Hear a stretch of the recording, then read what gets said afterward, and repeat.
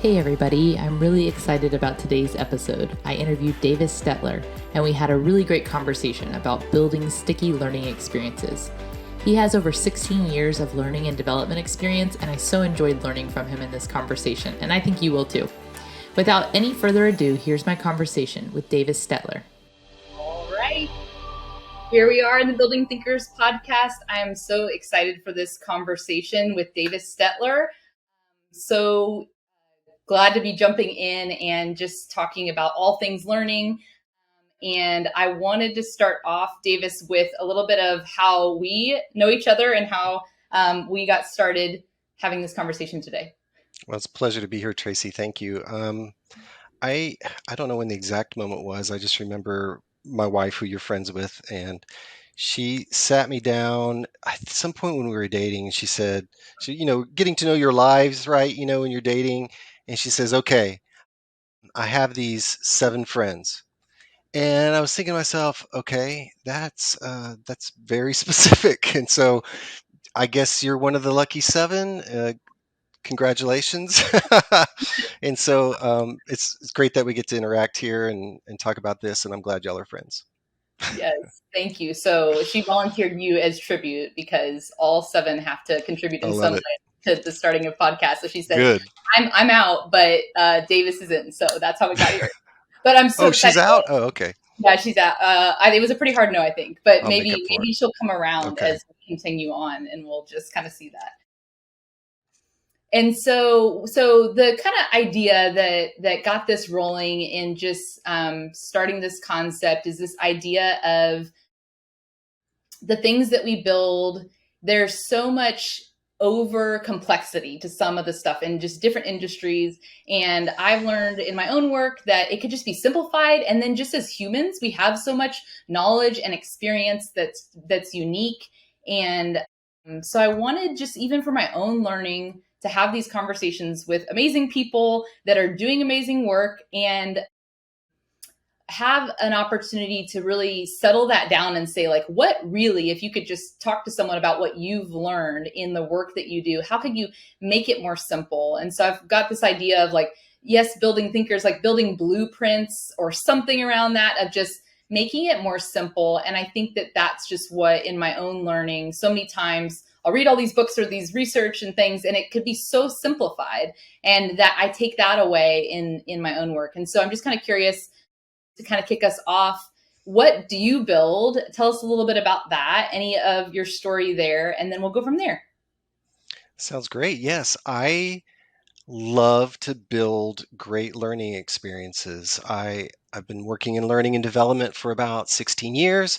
I work for a Fortune 100 banking and insurance company, and I love solving learning problems and building learning experiences that are sticky and that stick with you and help you form and reform your behaviors. I love that stuff. And so that's what gets me up every day. That is awesome. Okay, and so in your industry, like, what do people overcomplicate in building sticky learning experiences or solving learning problems? Let's just dive into that, and we'll chat about that. Yeah, I've learned it the hard way. I've been the overcomplicator. Same, same. I've facilitated for many years, and so it's really hard to get us to shut up. It's funny. I'm kind of quiet and reserved in my real life until I'm facilitating in a training stage, because there really is this sense that you got to get everything across, and so we do overcomplicate learning experiences we build. And the big no-no around that is that it creates anxiety, and you want to build a learning experience that signals reward and safety to the brain. And so if I talk about the brain a lot, it's because I'm really influenced Oh, by I love it. neuroscientific research and how it applies to learning. It's great stuff. It's really renewed my interest in my field. And so one of the people I really admire is Dr. Judd Brewer, unwindinganxiety.com. Anyone listening wants to check that out. And what Dr. Brewer talks about, something that really had an impact on me, it's about to change a behavior. You can't just focus on the behavior itself. You have to address the felt experience of the rewards of that behavior. Of course, it's easier said than done, and there's a lot of work that goes into that. But it starts by setting up an experience where a person addresses the felt experience of the rewards of the right behavior. And so we can feel overwhelmed if we have to learn one more thing, or if we can't remember all of this. And so creating a learning experience, the point is that people overcomplicate learning because they're trying to build so much and trying to be so crafty that we're not focusing on the rewards and creating a reward experience in the human brain. And so there's a few things I've learned along the way that I'll share with you all that that have worked for me, Mhm. and to try not to overcomplicate things. And some of these I think feel really simple, but when I came across it, the answer was really simple. Like the first one, well, they're trying to be clear, right? You got to be really clear. Don't be fancy, and don't try to be overly relevant to a particular demographic. And so first one about being clear, like it goes without saying, but it's not that easy, because a lot of times when you're building learning, or even when you're facilitating, you say to yourself, but I have to fit all of this in. Like if Right. I don't say everything, people won't learn. And it's just not true. And so there's this concept in learning and development, and I work in adult learning and development in the corporate space. And there's this concept called coherence or coherency. And it's this concept that when you're building, everything has to fit together as a unified whole. Each piece of delivery must be prioritized because the pieces reinforce the others. And so when that happens, when there's coherence in your design, people feel like you were really clear to them, Mhm. uh, because you're prioritizing based upon time and based upon audience. And so when you prioritize that way and the things build upon each other, people feel like they're in a journey. They feel like they're going somewhere in a classroom, as opposed to just sitting in a room or a Zoom and just being talked Mhm. to. So being really clear, coherency. The next thing is trying to be overly fancy. This is where I'm super this is where I'm super guilty. I'm an only child. I have a wild imagination. I really love creative stuff. And so there's this thing I learned about called novelty bias, right? We all have it. We're all kind of drawn to that new shiny object. And so um, too much content without a strategy that doesn't support comprehension is the big thing here. You're trying to be Mhm. really fancy, but your content and the strategy for delivering that content doesn't support comprehension. And so you're trying to be fancy for fancy's sake, or artistic for artistic sake. And the learning experience must have mechanisms for comprehension as you move along. Those check-ins, those practices, those real world moments where we're standing up and putting this into practice. If you're being too fancy, you're not focusing on comprehension, and you'll get lost really quick. So that's the second thing. Being really clear, don't be too fancy, and being relevant. I think this is getting us all kind of tripped up, right? We're all saying to ourselves, but what if Gen Y and Gen Z fall asleep in our training session, right? Or in our learning experience? This is so true. And so I think this is where, and gosh, let's come back together again in another Yes. podcast and talk about human-centered design and how it impacts Yes. learning design. Because yeah, there's a lot of great stuff there, especially with the continuous iteration and continuous deployment. So anyway, I say that about human-centered design because it's really helped fix this issue around relevancy, Mm. because you really have to strike the right balance between being timely and being timeless. That's the thing I learned. And this concept of relevancy is, and I learned this from another resource I want to share, is the Neuroleadership Institute out in New York. The Mhm. Neuroleadership Institute has done a lot of work with trainers, with leaders in learning, with leaders in general, those that are building learning experiences. And what they've really tried to impress through their research is that you don't teach to generational status, you teach to the human brain. Mm. And when it's brain friendly, when you're walking into an environment where the learning signals in the learning environment are signaling safety and low risk, then someone's going to be really open to learning. And it goes much beyond generational status. And one of the words they use to describe that is this concept called fluency. Mhm. The learning experience is fluent. You feel like you're becoming fluent as it happens. And fluency is great because it conserves mental resources. It signals safety to the brain. It lowers the sense of risk. Fluency is really about this cognitive ease. Mm. And so those are when we're overcomplicating, build with clarity in mind, with trying to avoid novelty, that balance between timeliness and timely, and being relevant in a sense that you're teaching to the brain and not a generation. Wonderful. I was thinking about this idea of fluency, and we've seen kind of in our own work this idea of value and efficacy. We think about that a lot, that somebody won't make a change unless they believe it has value and that they believe they can do it. So a lot of times when we're thinking about some of our learning work, we're like, okay, Ooh, what is the that's good. mindset shift around the value of why I want to pursue this change? Because we end up in a lot of work that might be shift in practice or refining practice or things like that. And so this idea of why should I even do it? Like what's kind of in it for me? Why does it have value? Once that's kind of settled, then there's this other piece where it's like, okay, I believe it has value, but I'm not sure I can do it, which is Mm, where a lot of times then we'll pull in examples mm, or going in person to seeing it in action or, yeah, thinking about that piece. So a lot of times that's one of my very first like learning checkpoints is, am I building a learning experience that's going to help the end user, kind of find value in whatever we're asking them to do, or if it is a behavior mindset shift, and then that they can do it. So that just connected with me because I was thinking about fluency. Then, like, if you're fluent in a language, you're comfortable and able to use it, right? And so right. we want our learners to be fluent in whatever it is that the learning objective is, that we're after. So that makes a ton of sense. Have you seen in any of those this idea of being clear, not being fancy, and being relevant? Do you have any examples that you can speak to? I know, just in different work or anything that's coming to mind, and no worries if not. Absolutely. Like, one of the big learning challenges that I'm solving right now is delivering on-demand foundational education on topics of diversity, equity, and inclusion.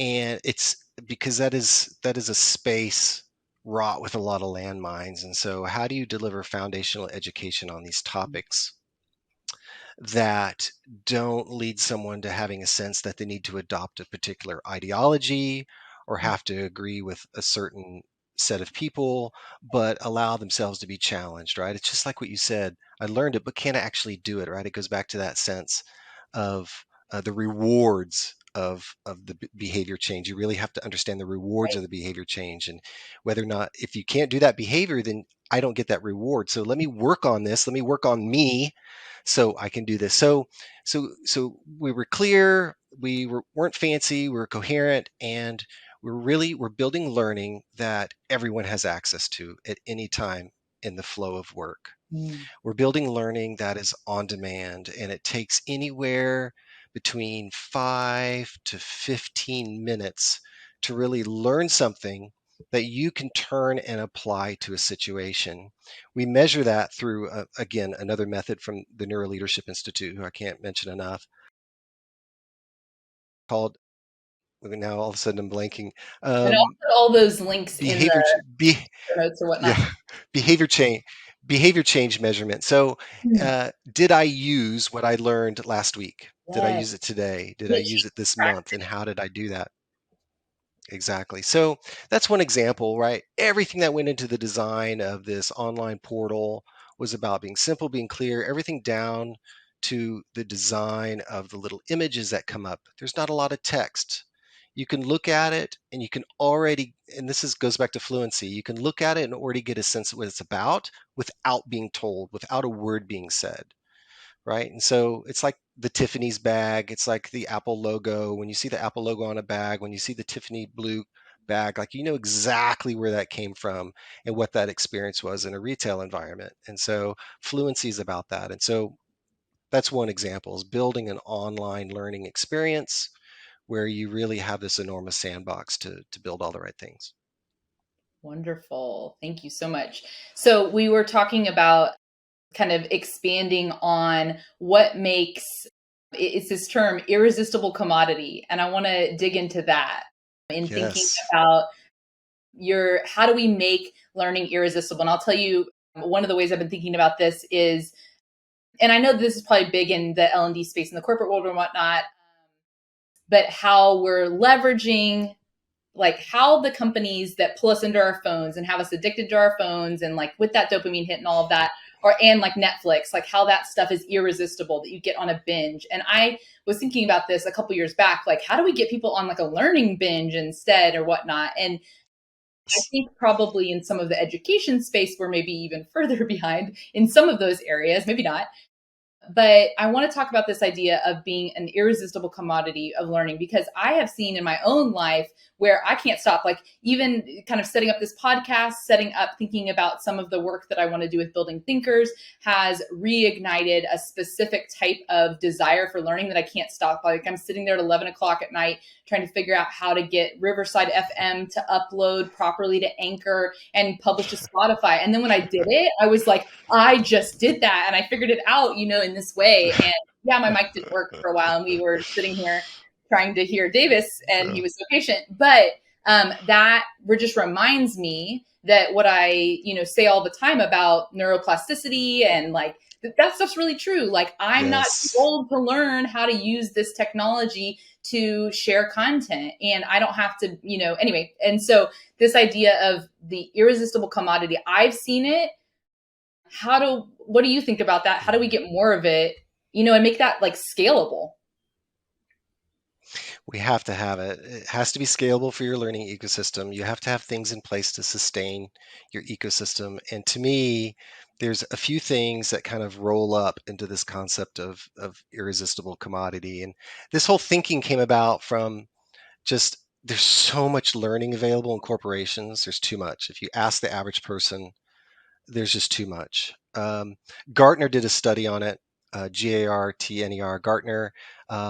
If you work in learning, you probably already have an account. But if you don't really fight for it, because there's so much research on just what I'm about to talk about, and it's said much more brilliantly than me. So much of the learning that exists, it's a commodity. Nothing sticks out to you and nothing sticks with you. And so even myself being a learning professional, I'm also trying to navigate, trying to step over everyone else who's trying to get the learner's attention, right? Mm-hmm. And so this thing I thought of, so I've always been a big Andy Warhol fan, and I'm totally stealing from Andy Warhol, but he'd probably appreciate it because, he stole from everything else. And it's this idea that, Andy Warhol created the irresistible commodity, right?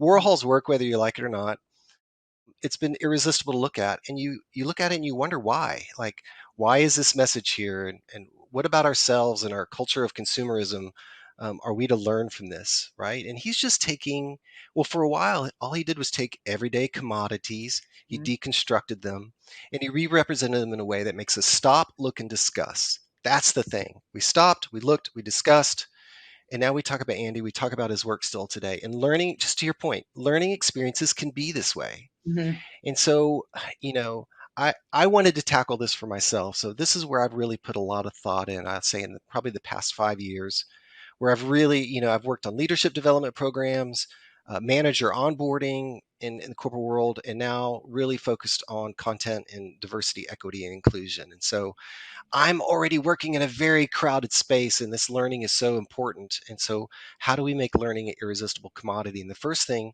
to me that I believe is packaging and marketing. Mm-hmm. We put all of this effort into content and design and facilitation, but who cares, right? People walk into a learning experience to check a box and get out a lot of times.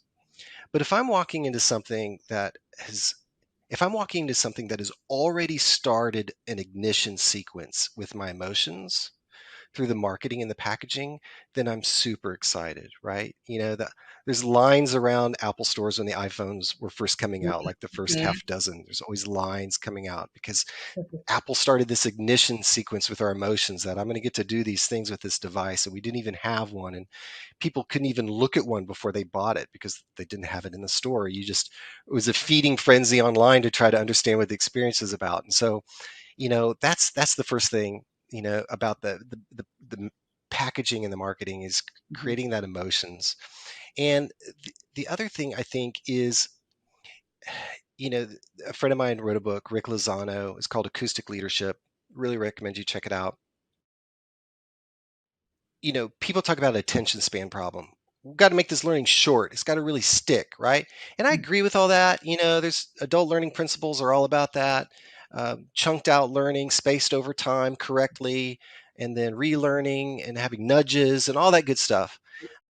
But what about that experience beforehand? And as soon as I think about as soon as so we don't have an attention span problem is the point I'm trying to say. We have an expectations problem. That's what Rick Yes. talks about in his book. We have an expectations problem. As soon as you hear about a new and interesting TV show that all your friends are watching, like I don't know, Queen's Gambit or Breaking Bad, like you want to see it, your expectations are really high. And then what happens? Like you binge episode after episode for hours, right? Nobody Yeah. wants to binge learning. Well, there's Right. some people out there that do, but Yes. Us nerdy so who wants, you exactly, you watch this show and it either met or exceeded your expectations, and a lot of learning experiences today, there's really low expectations or negative expectations that I'm forced to go through this, and that's got to change. And Yeah. so I think an example where one quick example on that is leadership development programs. You go through that, you get back at your desk, you don't see promotion, you don't see anything. So it didn't feed anything in the future, just like the WIFM you were talking about. What's in it for me? But a company with a learning ecosystem that's aligned with human resources and where it's set at the top, you're going to go through this. And guess what? When you complete this 6-month program, you're at the top of the list for consideration of promotion. Like this bumps you up. And so having that sort of expectation will really get things moving for that experience. So that's the first thing about irresistible commodity, Yeah. I want to um, build on that. packaging and marketing. Yeah. I could build on the ignition sequence piece because it made me start thinking about. Mm, I had like a little stack of books that I was like are probably relevant to this conversation, and one of them is The Art of the Gathering, Priya Parker. Oh, well, when we do podcasts, y'all won't see that, but mm, you'll see the link. But Priya Parker talks about exactly what you're saying on the ignition sequence. Like at the moment that somebody finds out that there's going to be this gathering, right? What are mm. their expectations built around it? And so, I've found that as soon as I have any sort of learning experience engagement that I'm going to be a part of, especially if I'll be in the facilitation role, and I'm involved in the communication around it, if I get to say it all in the communication, my point is, we really think a lot about what we're setting people up to experience so that those expectations are aligned with this like desire. And a lot of times we'll have pre-work or things like that. And you don't want to do the pre-work if you're not excited about it or what the experience will be. And so we've really adjusted that and not let that be an afterthought, because sometimes it's an afterthought. You're so Yeah. focused on the learning experience, or in the case of the gathering, we call a lot of our learning experiences gatherings now. And in fact, like in many meetings that I end up in, we start with what's the purpose of this gathering? What's the purpose of this meeting, to make sure we're not Mm, just like having a that. meeting to have a meeting. So Priya Parker has definitely influenced the last couple of years of my work, but I'm just thinking about that connection to the ignition sequence. I love that. Like as soon as you're going to have a learning experience, what are those expectations that you're starting to build, and realizing that the event has already started as soon as you say there's going to Mhm. be an event. And so then everything leading up Yes. to it, the water cooler conversations are either going to be positive or not, or, Mhm. oh, we have to go to this other training thing again, So I want to like Exactly. be a part of making training like exciting again, making learning exciting and fun. And maybe that's again really nerdy, but I think it's very possible.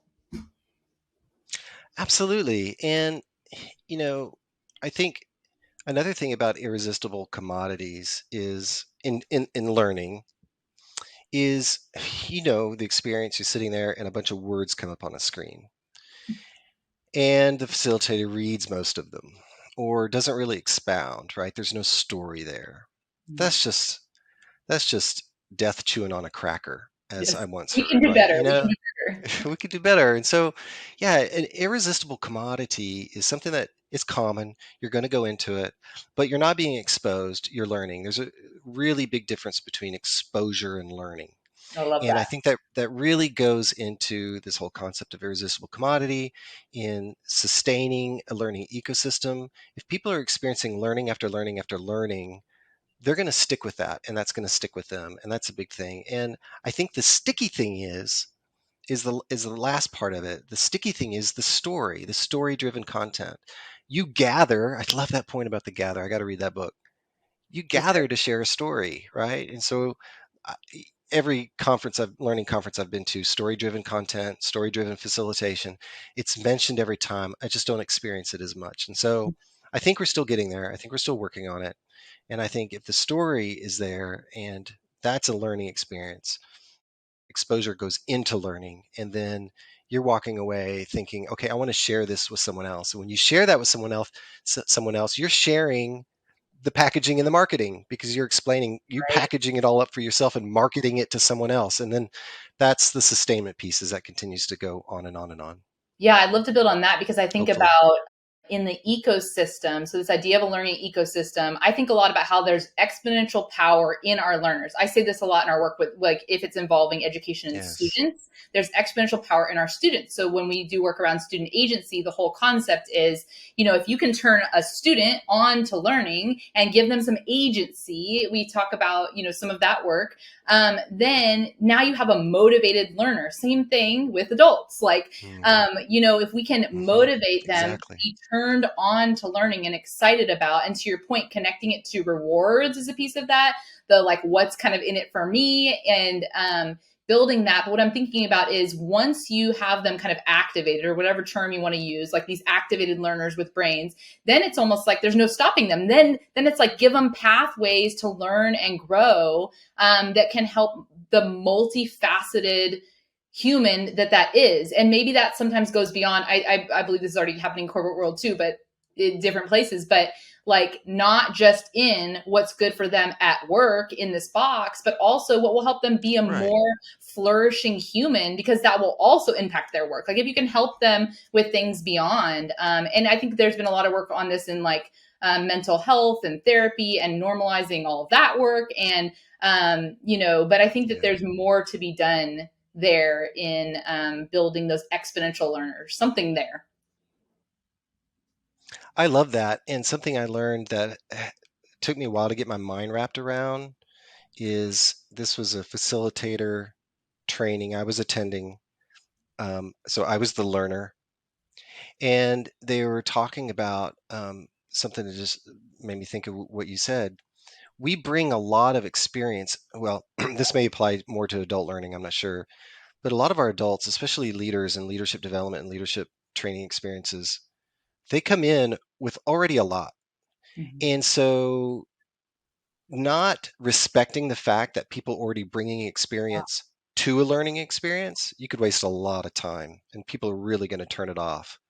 So it goes back to packaging and marketing, right? If you can sell some of that message up front, that your experience will be respected, and what you're already bringing to the table is going to reinforce the coherency that already exists and the fluency that already exists. And it could really, that's ideal. That's ideal. Yes. Yeah, that's making a connection in my mind to, personalizing our learning experiences, and thinking Mhm. about what kind of prior knowledge are participants coming in with, and that all being part of understanding the purpose of the gathering, understanding the learners who will be Mhm. gathering and what they bring to the table. And do we differentiate their learning experiences based on that prior knowledge, or are we trying to build, like, heterogeneous groups of people that are coming from different places with different experience to bring them together to have Mm. that type of experience? So there's all those questions, that need to go into the learning design to support. And I think Mhm. that kind of connects with something where you were thinking of heading next, around the all kids are different, but every child is the same. Do you want to hit on that? Oh, yeah, absolutely. I think one of the things that we learned early on that really stuck with me, that I found kind of funny, is that someone said, um, all kids are different. Every kid is different, but all children are the same. And it's this, they all generally develop within the same kind of time and range of each other. And unless there's, like, a learning disability or something else at play, children generally learn and catch on to things within a particular range. And I thought, wow, that is really fascinating. And I think that really applies in learning, right? All people are different, but every human is the same. And so, teaching to the human brain, providing experience that is really brain friendly. And you really got to research, you really got to learn about what is brain friendly and really apply that to the learning. The learning experience has to generate a strong insight, Mm. right? If that learning experience generates that insight, and that self-awareness will give to behavior change. And so, and then needs to be shared in a social situation, in the classroom or the Zoom or through other social channels. We tend to commit to the things that we share. And so, children are just like that at play, right? They have that awareness, they play, they share it with another one, and now they're all gathered and having the same experience and growing together. And so I think that really applies to adult learning as well. Yeah, I was thinking about this idea of the strong insight and like where we go from there. And it made me think about another in my little stack over here is Joe Bowler, Limitless Mind. And she's done a lot of work Mm, around improving like people's perception of their math skills and abilities. She's really frustrated by people saying they aren't math people and things like that. And she talks a lot about she breaks down a lot of the neuroscience into these different chapters, but she talks a lot mm, about the struggle, like normalizing the struggle in learning as what your brain, like she breaks it down to what your yeah. brain is actually doing, and how without any of that struggle or challenge, those learning doesn't go kind of deep. And sometimes that research is taken out of the context and whatnot, but I Mm, think these like desirable difficulties in learning. I think sometimes one thing I've learned as a facilitator mm, and learning I love designer that. is like sometimes we want to make it easy because we're like, okay, then there'll be too much cognitive load and da da da.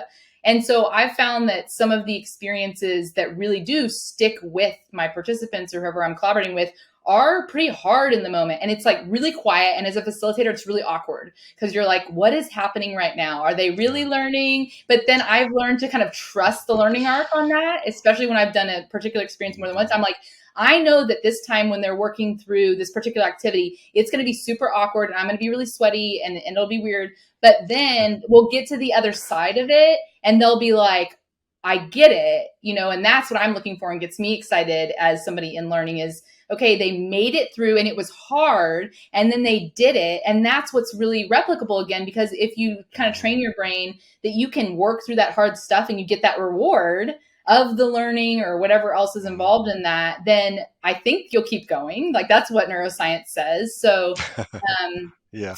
I'm going to keep with that. And I'm trying to train my own kiddos that as well to push through and figure it out instead of just being like, this is hard, moving Yes. on. I'm like, that's Yes. where we really need to go in. So I don't know if you've seen that also be true. That's a great skill to develop. I don't have much to add to that. What you said was brilliant. It's that we really have to work on that skill. We really do. Yeah. There's a lot. Life is throwing us a lot, especially Yeah. now, and so there's a lot of value there. Yeah. I mean, one thing that we can hit on if you'd like, and also we can nix this question, but I'm kind of thinking now about our kids. So we both have two young kids at Hmm. home. Mine are getting older Yep. now.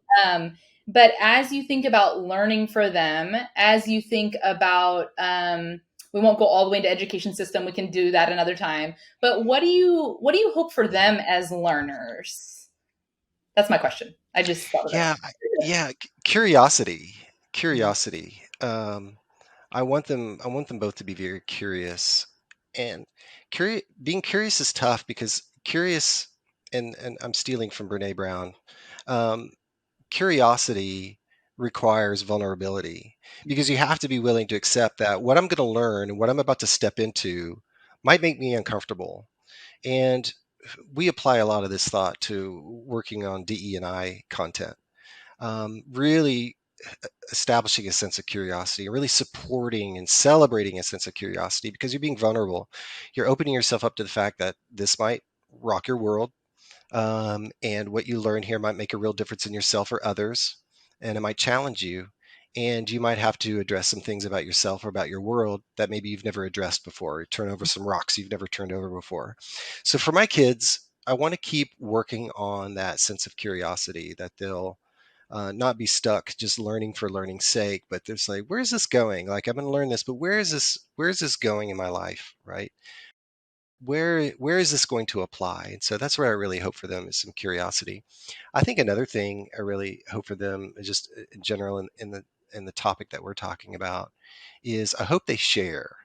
Mm, I hope they don't just bottle it all up and keep it to themselves. And I'm probably really biased in this thinking because, as I mentioned, I'm an only child, and one of one of the things that's interesting, and I don't know if this applies across the board. It's happened. There's a couple other people I've talked to where this is true for them. Is that when you're an only child, like you're not competing for resources. mm, You're not competing from resources from your parents or from school, from any other world. No one is. You're not vying. you're not trying to battle for attention, right? And you really kind of grow up in this adult world because you're surrounded by so many adults, especially the ones that raise you. And so one of the things that came with being an only child that others have experienced and shared with me is that you're kind of the first to learn something. And so it's funny that I'm working in learning and development, having not tried to. For many of my years, but my professional life, I was not trying to be in learning development. It's just where I landed. And as I look back, it seems like it's a part of my whole life because I was an only child, I was usually the first to learn something because I wasn't competing for resources. I had a really long creative leash. And so I was the first to teach my friends how to do other things, ride a bike, ride a skateboard, climb a tree, just all the things you do as kids. I was showing other people how to do it, and so I hope that they have that opportunity as well, that they learn something and they want to share it. I love that. All right.